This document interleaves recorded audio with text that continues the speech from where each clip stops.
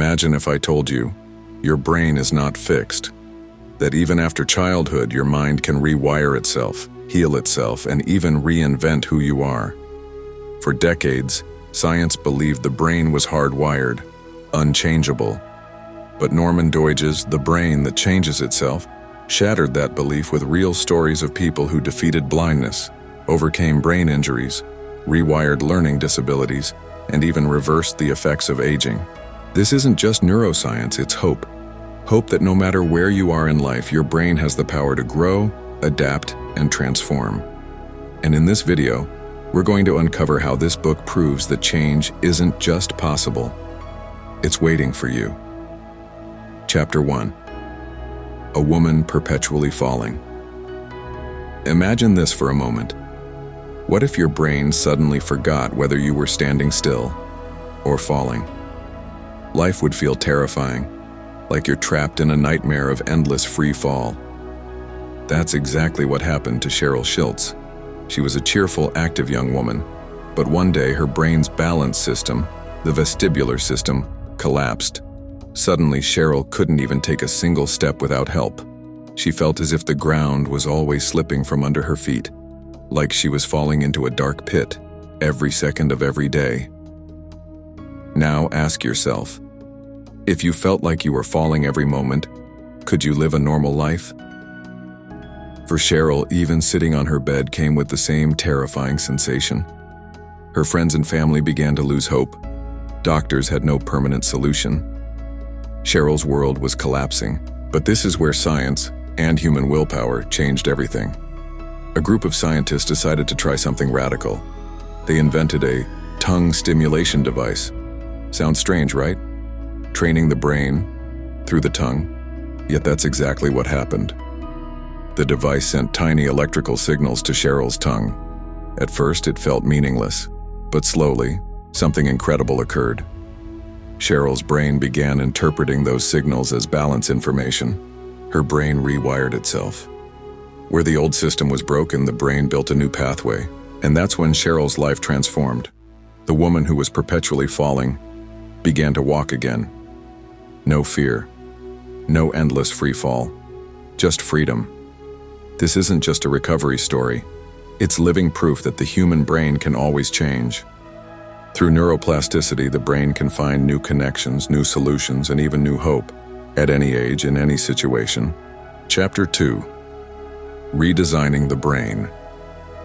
For decades, people believed the brain was like a machine.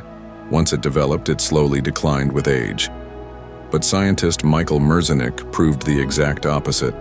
Through groundbreaking experiments, he discovered that the brain is not static, it's plastic. Every single day, our brain is creating new neural connections. And here's the life-changing part. With targeted training and practice, these connections can be strengthened and expanded. Think about it. By doing specific mental exercises, you can sharpen your memory so you don't forget things easily, increase your thinking speed so decisions come faster, improve your perception so you notice details others might miss. And it doesn't matter if you're a child learning new skills, an adult chasing success, or an older person fighting memory decline. Neuroplasticity works for everyone. This chapter reminds us that the brain isn't a finished product. It's a living, changing system that can be redesigned at any stage of life. So let me ask you, if you could literally rewire your own brain, what part of your life would you transform first? Chapter 3. Acquiring tastes and loves. Have you ever wondered why we crave certain things? Why we fall in love with one person and not another? Why some habits feel impossible to break? This chapter reveals something extraordinary. Even our behaviors, desires, and feelings of love are shaped by the brain's ability to rewire itself. Through neuroplasticity, the brain can create new patterns of attraction, reshape old habits, and even change what we find pleasurable. That means tastes, addictions, even our deepest emotions, are not fixed. They can be learned, unlearned, and transformed. Think about it. A destructive addiction can be replaced with healthier desires. The way we love can evolve into something deeper and more meaningful. Even what we enjoy can be redesigned by retraining the brain. This mix of science and emotion proves one thing. Our choices in love, pleasure, and habits aren't just fate. They are patterns. Patterns that the brain itself can rewrite. So the real question is, if your brain can reshape even your love and desires, what would you choose to change first? Chapter 4. Stroke victims learn to move and speak again. Imagine losing the most basic parts of life: walking, speaking, even holding a spoon. For stroke survivors, this is their daily reality. One moment they are fine, and the next, their brain damage takes away the simple abilities we all take for granted. For years, doctors believed recovery was limited. But then, a new kind of therapy changed everything. Instead of giving up, therapists began retraining the brain, step by step, movement by movement, word by word. And something incredible happened. The damaged brain started building new pathways. Stroke patients who once couldn't lift an arm learned to move again. Those who had lost their voice slowly found words returning. These real-life stories are more than medical miracles. They are living proof that through neuroplasticity, the brain can heal itself, even after massive setbacks. This chapter isn't just about science, it's about hope. Hope that no matter how broken things seem, change is possible. As long as the brain is alive, it can learn again. So ask yourself, if stroke survivors can relearn life from zero, what's stopping us from pushing our own limits? Chapter 5. Brain Lock Unlocked. Have you ever felt trapped in your own thoughts?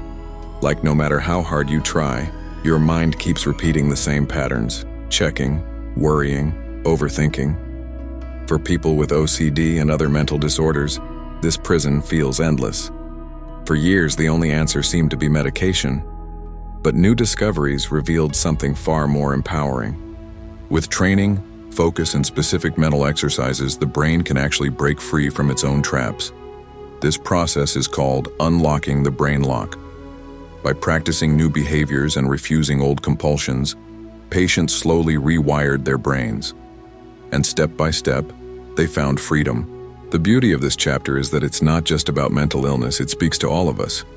Because whether it's procrastination, overthinking, or unhealthy habits, we all carry patterns that hold us back. And if OCD patients can rewire their brains, then surely so can we. So ask yourself, what mental lock would you want to break if your brain gave you the power to do it?